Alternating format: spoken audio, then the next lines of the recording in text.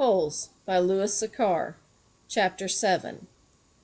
The shovel felt heavy in Stanley's soft, fleshy hands. He tried to jam it into the earth, but the blade banged against the ground and bounced off without making a dent. The vibrations ran up the shaft of the shovel and into Stanley's wrist, making his bones rattle. It was still dark.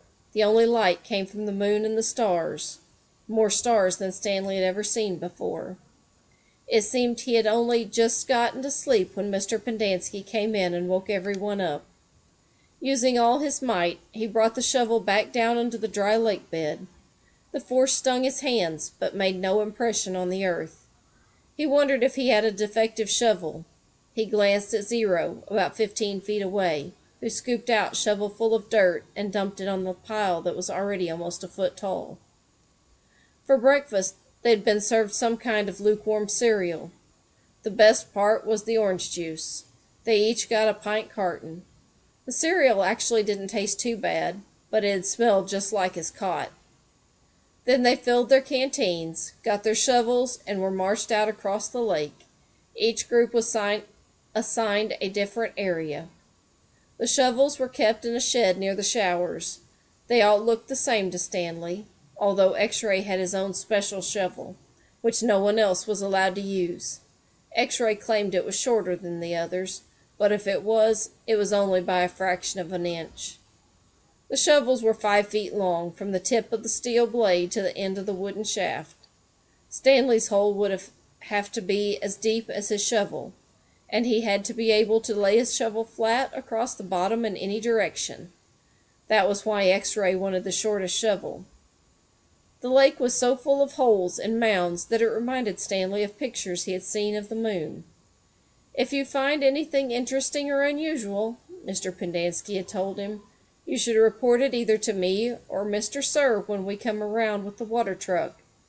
If the warden likes what you found, you'll get the rest of the day off." "What are we supposed to be looking for?" Stanley asked him. "You're not looking for anything. You're digging to build character. It's just if you find anything, the warden would like to know about it." He glanced helplessly at his shovel.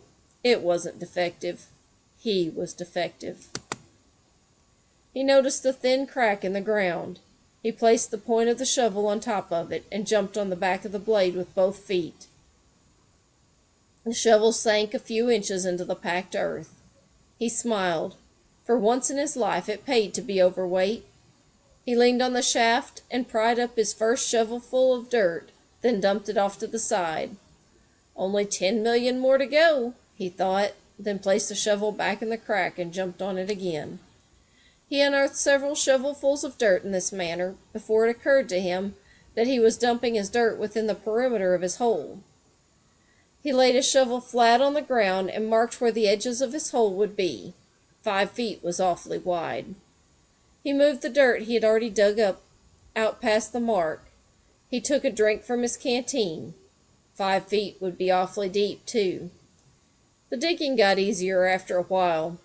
The ground was hardest at the surface, where the sun had baked the crust about 8 inches deep.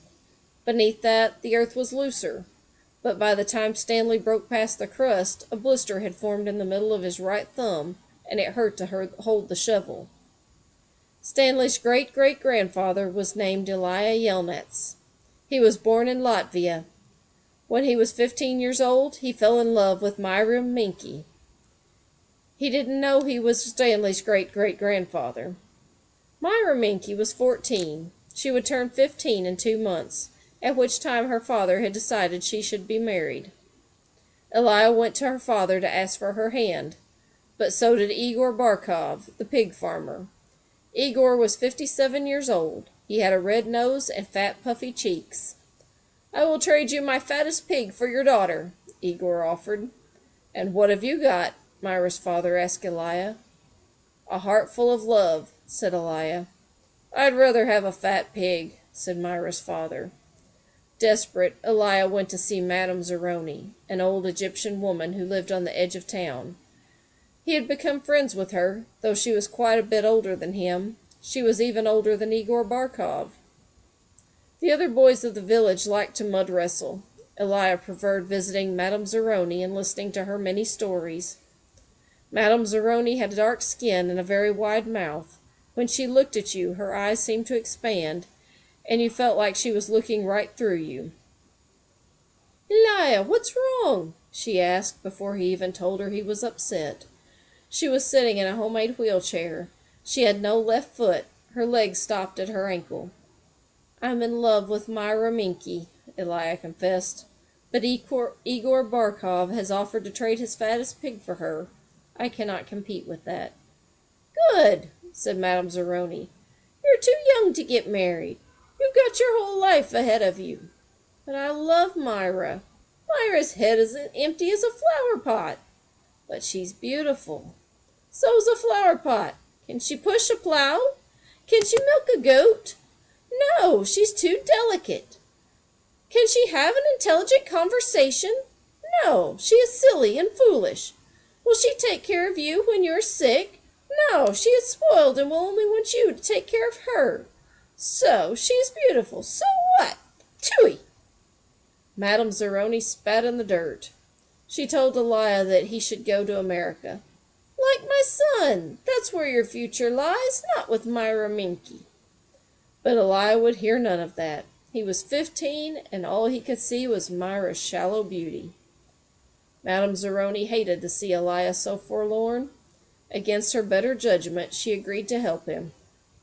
"It just so happens my sow gave birth to a litter of piglets yesterday," she said. "There's one little runt whom she won't suckle. You may have him. He would die anyway." Madame Zeroni led Elijah around back of her house where she kept her pigs. Elijah took the tiny piglet, but he didn't see what good it would do him. It wasn't much bigger than a rat. "He'll grow," Madame Zeroni assured him. "Do you see that mountain on the edge of the forest?" "Yes," said Elijah. "On top of that mountain there's a stream where the water runs uphill. You must carry the piglet every day to the top of the mountain and let him drink from the stream. As it drinks, you are to sing to him." She taught Elijah a special song to sing to the pig. "On the day of Myra's 15th birthday, you should carry the pig up the mountain for one last time. Then take it directly to Myra's father. It will be fatter than any of Igor's pigs." "If it is that big and fat," asked Elijah, "how will I be able to carry it up the mountain?" "The piglet is not too heavy for you now, is it?" asked Madame Zeroni.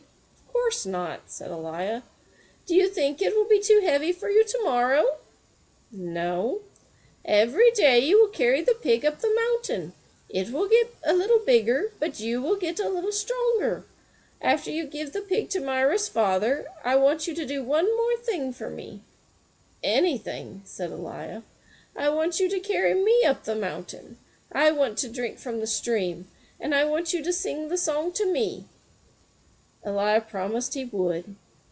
Madame Zeroni warned that if he failed to do this, he and his descendants would be doomed for all eternity. At the time, Elijah thought nothing of the curse. He was just a 15-year-old kid, and eternity didn't seem much longer than a week from Tuesday. Besides, he liked Madame Zeroni, and would be glad to carry her up the mountain. He would have done it right then and there, but he wasn't yet strong enough. Stanley was still digging his hole. It was about 3 feet deep, but only in the center. It sloped upward to the edges. The sun had only just come up over the horizon, but already he could feel its hot rays against his face. As he reached down to pick up his canteen, he felt a sudden rush of dizziness and put his hands on his knees to steady himself. For a moment he was afraid he would throw up, but the moment passed. He drank the last drop of water from his canteen. He had blisters on every one of his fingers, and one in the center of each palm. Everyone else's holes was a lot deeper than his. He couldn't actually see their holes, but he could tell by the size of their dirt piles. He saw a cloud of dust moving across the wasteland, and noticed the other boys had stopped digging and were watching it too. The dirt cloud moved closer, and he could see that it was trailed behind a red pickup truck. The truck stopped near where they were digging, and the boys lined up behind it. X-ray in the front, Zero at the rear. Stanley got in line behind Zero. Mr. Cerf filled each of their canteens from a tank of water in the bed of the pickup. As he took Stanley's canteen from him, he said, "This isn't the Girl Scouts, is it?" Stanley raised and lowered one shoulder. Mr. Cerf followed Stanley back to his hole to see how he was doing. "You better get with it," he said, "or else you're going to be digging in the hottest part of the day."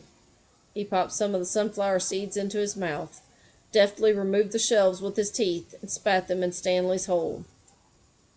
Every day Elijah carried the little piglet up the mountain and sang to it as it drank from the stream. As the pig grew fatter, Elijah grew stronger.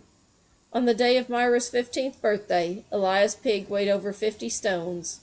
Madame Zeroni had told him to carry the pig up the mountain on that day as well, but Elijah didn't want to present himself to Myra smelling like a pig. Instead, he took a bath. It was his second bath in less than a week. Then he led the pig to Myra's. Igor Barkov was there with his pig as well. "These are two of the finest pigs I've ever seen," Myra's father declared. He was also impressed with Elijah, who seemed to have grown bigger and stronger in the last 2 months. "I used to think you were a good-for-nothing book reader," he said, "but I see now you could be an excellent mud wrestler." "May I marry your daughter?" Elijah boldly asked. "First, I must weigh the pigs." Alas, poor Elijah should have carried his pig up the mountain one last time. The 2 pigs weighed exactly the same.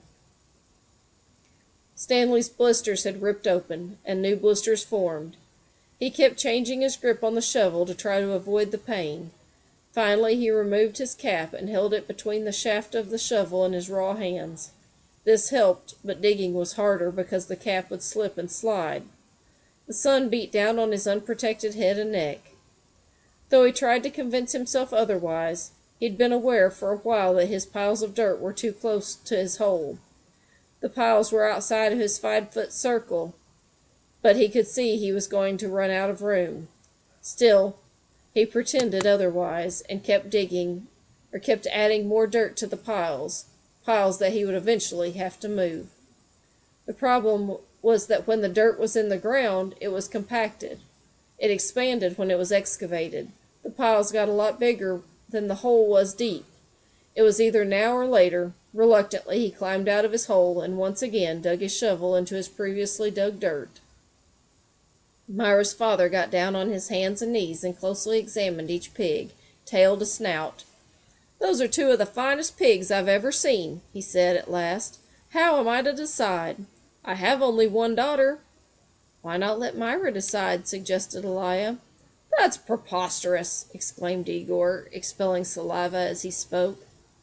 "Myra's just an empty-headed girl," said her father.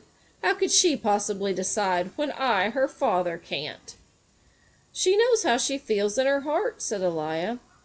Myra's father rubbed his chin. Then he laughed and said, "Why not?" He slapped Elijah on the back. "It doesn't matter to me. A pig's a pig."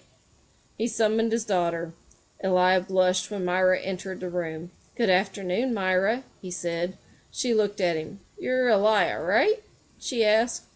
"Myra," said her father, "Elijah and Igor have each offered a pig for your hand in marriage.